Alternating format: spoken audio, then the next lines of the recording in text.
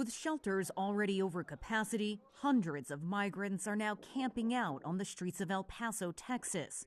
Thousands have flooded the border city ahead of the lifting of Title 42 next Thursday. The COVID-era policy allowed U.S. border officials to immediately expel migrants. Many of them now fear something even worse could replace it. We have heard that Title 42 will be removed and Title 8 will come into force. If Title 8 comes into force, all migrants who enter the country illegally will be deported directly to their country. They will no longer be deported to Mexico, and that is why many people are taking this decision. That regulation is not yet finalized, but it would require migrants to seek protection in the countries they've passed through first, or use legal pathways to immigration. Many aren't willing to chance it. U.S. Border Patrol officers are now intercepting upwards of 8,000 migrants a day, with fears that number could skyrocket.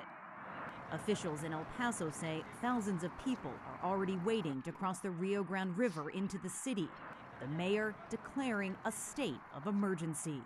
We figure that it's anywhere between 10 to 12,000 people that are ready to come on May 11th, May 12th. We do know that there's additional coming right behind them, and we are going to be prepared. States of emergency have also been declared in the Texas border cities of Laredo and Brownsville. The Biden administration this week authorized sending 1,500 active military personnel to support Border Patrol. They're expected to start arriving next week. U.S. Homeland Security Secretary Alejandro Mayorkas spent Thursday and Friday along the border, inspecting operations ahead of next week and also witnessing firsthand the challenges border officials are facing.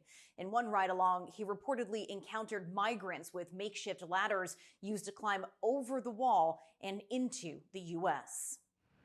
Meanwhile, in Washington, Republicans and Democrats continue to spar over how to address the impending crisis. This is a conscious decision by the Biden administration to take a tool out of the toolbox that's been very effective, and it's going to lead to holy hell. It's going to lead to just a crushing of the border cities that are already under siege. The Biden administration has blamed Republicans' refusal to work on a bipartisan solution to overhaul the country's broken immigration system. Some lawmakers are now cobbling together a bill to extend Title 42, keeping migrants at the border in limbo as politics play out in Washington. Tony Waterman, CGTN, Austin, Texas.